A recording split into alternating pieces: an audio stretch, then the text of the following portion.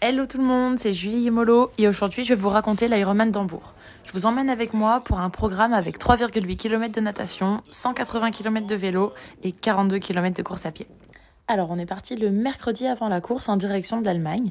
Avant de prendre l'avion le matin, j'ai fait du home trainer à la maison pour tourner les jambes et une fois arrivé sur place, on s'est installé à l'appartement et je me suis plutôt reposée. On est quand même allé voir le site de course parce que j'étais curieuse de savoir où est-ce que se passerait la natation. Le lendemain, j'ai commencé à reconnaître le parcours vélo et j'ai fait 1h30 sur le début du parcours en ville. En plus, j'ai eu de la chance, il y avait un grand soleil. Ensuite, l'après-midi, je suis allée nager et j'ai fait un petit footing. Ensuite, on passe déjà à vendredi et l'après-midi, il y avait le briefing pro. J'étais vraiment impressionnée du nombre de filles au départ, c'était vraiment cool parce que pour un championnat d'Europe, je m'attendais à une grosse start list mais on était vraiment nombreuses. Ensuite, j'ai donné une petite interview et on est parti en voiture pour faire la suite du parcours vélo et le reconnaître en intégralité. J'aime bien faire ça parce que ça me permet de mieux me situer pendant la course. Et en plus, Hambourg, je l'avais commenté l'année dernière, donc j'avais déjà une petite idée du parcours que j'avais suivi en vidéo. Ensuite, c'est déjà samedi, veille de course. Dernière sortie vélo pour vérifier que tout va bien et repos, beaucoup de complexe au programme. Ensuite, l'après-midi, je vais poser mon vélo au parc. Passage au centre Race Ranger pour accrocher les capteurs. Un sur la fourche et un derrière la tige de selle. Pour ceux qui connaissent pas, c'est le système qui permet de mesurer la distance pour contrôler le drafting et qui affiche les lumières de couleur selon la distance qui nous sépare du vélo de devant. Une fois monté, ça donne ça. Et il y en a pour tous les pros.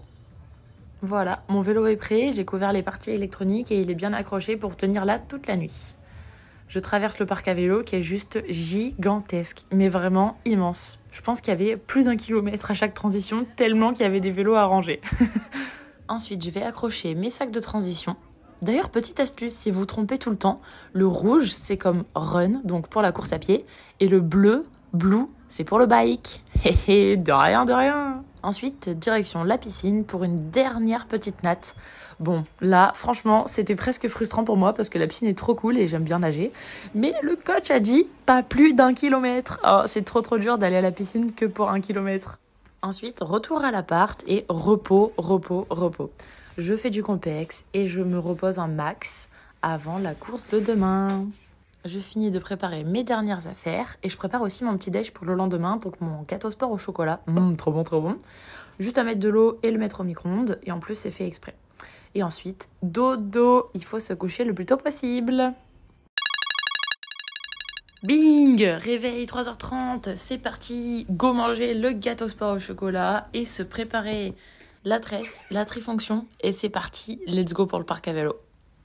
Je suis bien à l'heure et franchement pas trop stressée, je suis contente parce que c'est mon deuxième Ironman mais je suis quand même contente de l'aborder sans être impactée par le stress et tout, je suis assez détendue et j'ai même hâte. Franchement, j'aime pas trop moi les jours d'attente avant la course et là j'ai juste hâte que ce soit l'heure du départ, je suis impatiente. J'arrive sur place même avant l'ouverture du parc à vélo, donc vraiment trop bien d'être en avance, vraiment pas de stress par rapport aux horaires. Ensuite du coup je prépare mon vélo, donc je fais la pression des pneus, je remets de la graisse sur ma chaîne et sur mes galets et je repose sur mon vélo les gourdes que j'ai déjà préparées.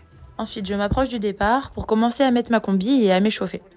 Il va y avoir le line-up pour les pros, on va être appelés une par une et ensuite on aura quelques minutes pour s'échauffer dans l'eau. Donc, petit coucou à la caméra et ça va être le moment du départ. Ça y est, ça approche et j'ai hâte. Et c'est parti! En fait, j'ai été un peu impressionnée parce que je trouve qu'on est parti assez vite et je pensais que les filles seraient un peu plus raisonnables pour un départ de full Ironman.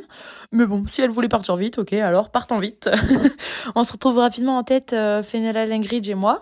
On nage à côté pendant, peut-être 5 ou 800 mètres. Et après, en fait, elle va se glisser dans mes pieds et moi, je vais rester devant. Ça me dérange pas spécialement parce que je préfère gérer l'allure et aussi contrôler qu'on prenne le bon cap et une bonne orientation. Et de toute façon, j'ai l'habitude de nager seule aussi sur la plupart de mes courses. Donc ça me dérange pas de savoir que elle économise un petit peu de l'énergie en restant derrière moi et de moi prendre la course à mon compte, c'est pas un souci. J'aime bien et en plus, j'arrive mieux à placer ma nage quand je suis seule devant. Donc c'est parti pour les 3,8 km de natation. Honnêtement, c'est passé plus vite que la première fois pour moi à l'Embrunman. Je me suis moins ennuyée, j'ai trouvé ça un petit peu moins long. J'ai essayé d'économiser au maximum mon énergie pendant cette partie natation, tout en essayant de prendre un maximum d'avance sur les filles qui nagent un petit peu moins bien. Donc je sors première de l'eau en 50-38, ça fait 1,20 de moyenne. Et après ça, c'est parti pour la transition. Transition qui commence avec des escaliers à la sortie de l'eau et pas mal de distance à parcourir. Comme je vous l'ai dit, le parc à vélo est gigantesque. Donc là, j'enlève le haut de ma combi. Ensuite, je cours jusqu'à mon sac. Je vais sortir de mon sac mon casque. Et après, il faudra ranger à l'intérieur les affaires de natation dont on n'a plus besoin. Donc ça, c'est vraiment quelque chose qui finit par être automatique au fur et à mesure. J'ai vraiment l'habitude de répéter ces gestes et c'est ça qui me permet d'aller le plus vite possible. C'est parti pour les 180 km de vélo. Donc un bourg, c'est un parcours tout plat qui doit être vraiment très rapide. Moi, j'espérais pouvoir passer sous les 5 heures et si possible rouler aux alentours de 4h50, donc entre 36 et 37 de moyenne. Mais en fait, on a été bien plus rapide que ça. J'aurais jamais imaginé avant le départ pouvoir faire un chrono aussi rapide, puisqu'en fait, j'ai roulé 4h28. Donc c'est le nouveau meilleur chrono jamais réalisé par une Française sur la distance et c'est juste incroyable. J'aurais jamais imaginé faire ça. Et franchement, au niveau des sensations, j'étais vachement bien. J'ai préféré ne pas trop me fier à ma puissance et plutôt faire confiance à mes sensations. Je me sentais bien et j'ai essayé d'en profiter un maximum.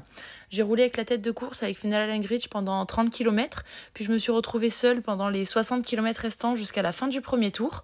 Et après, je me suis fait rattraper par le groupe de chasse et on a roulé ensemble jusqu'à la transition. Donc vraiment très très contente du chrono vélo.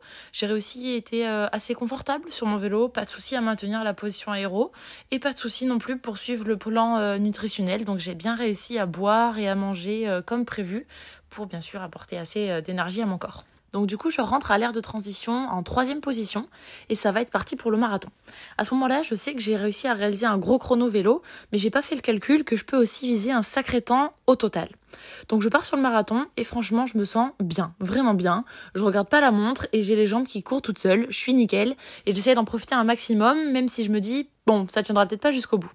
Les kilomètres passent et après avoir passé le semi en étant toujours bien, je me rends compte qu'en fait ça va tenir et en fait je peux aller chercher aussi un chrono perso sur le marathon parce que je peux le courir entre 3h et 3h10 selon comment se passe le deuxième semi et du coup ça me motive d'aller chercher mon meilleur chrono perso sur la distance.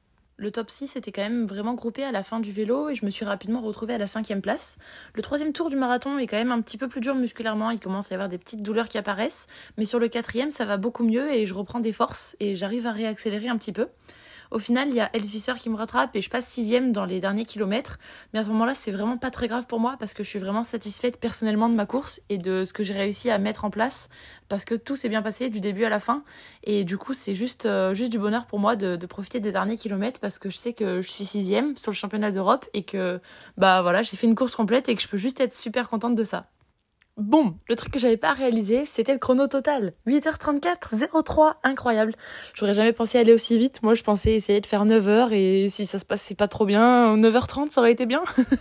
Donc vraiment incroyable. Je suis vraiment super contente de ça. Et en plus, ça devient le nouveau, entre guillemets, record où c'est la meilleure performance française sur la distance. Donc c'est vraiment super. Et c'est que du bonus. Après la course, contrôle antidopage, une douche et un bon McDo bien mérité. Et j'en avais profité pour fumer dehors parce qu'il y a plein de gens qui disaient « Ah, il n'y a pas de vent à Hambourg, pas de vent à Hambourg ». Si, il y avait du vent. Mais bon, on l'avait des fois de dos et des fois de face. Après ça, il a fallu démonter le vélo parce que le lendemain, c'était retour à la maison en avion. Mais d'abord, cérémonie le lendemain matin. Parce que sinon, le soir d'un Ironman, les gens sont trop fatigués. Bon, par contre, faut pas être trop précis quand ils appellent les gens sur scène. Il faut remarquer qu'ils se déplacent pas très vite et les escaliers, c'est pas très fluide. Et voilà, première course sur le label Ironman, 2e full après l'Ambraman. Je réalise un chrono juste que j'aurais jamais imaginé pouvoir faire auparavant. Je termine 6e de cet Ironman d'Hambourg et 5e du championnat d'Europe. C'était juste incroyable, vraiment, j'ai adoré la course. Et au final, pour l'instant, j'en ai fait que 2, mais je crois que j'aime vraiment beaucoup cette distance. Et là, c'est la fameuse question, le slot pour Nice, est-ce qu'on l'accepte, oui ou non ? Oh bah oui, bien sûr, avec plaisir.